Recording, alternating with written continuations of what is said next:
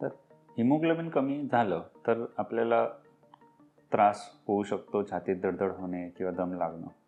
पण त्याला उपचार काय करावा आणि काय कारण असू शकतं? तर आज आपण हिमोग्लोबिन कमी असण्याचं कारण, लोहाची कमतरता किंवा आयरन डेफिशियन्सी ॲनिमिया ह्याच्यावरती चर्चा करूया.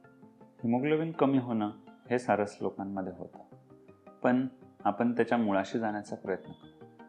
आज आपण आयरन डेफिशियन्सी ॲनिमिया किंवा लोहाची कमतरता ह्याच्याबद्दल बोलूया. तर आयरन हे हिमोग्लोबिनमधलं पूर्णतः मेजर जीवनसत्व आहे की जे आपण आहारातून घेऊ शकतो आणि त्याच्यातून हिम किंवा हिमोग्लोबिन बनण्यासाठी आपण वाढ करू शकतो. आपण सर्रास ऐकतो किंवा हे करण्याचा प्रयत्न करतो की पालक, पालेभाज्या, बीटरूट ज्यूस की हे खाल्लं, गाजर, डेट्स हे खाऊन आपण हिमोग्लोबिन वाढवू शकतो. हे आपल्या बहुतांश लोकांमध्ये आपल्याला ह्याची कल्पना आहे आणि आपण हे करून आपलं HB डाऊन असेल तर आहारातून बदल करून हे वाढवण्याचा प्रयत्न देखील करतो. पण हे सगळ्यांमध्येच फक्त तेवढंच कारण किंवा तेवढीच गोष्ट पुरते का? नाही.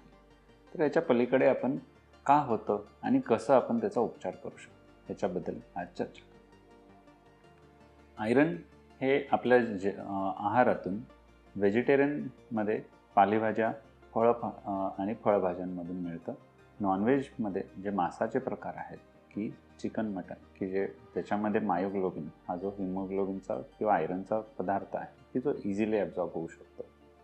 व्हेजिटेरियन डाएटमधून जे आयरन मिळतं ते प्लांट बेस्ड असतं किंवा लीफ बेस्ड असतं की त्याच्यातून आपल्याला आधी विभाजन होणं, डायजेस्ट होणं आणि मग ते ॲब्झॉर्ब होणं हे गरजेचं आहे. त्यामुळे नॉन व्हेजिटेरियन फूडमधून आयरन डेफिशियन्सी थोडी पटकन आपल्याला ट्रीट करता येते व्हेजिटेरियन डाएटपेक्षा.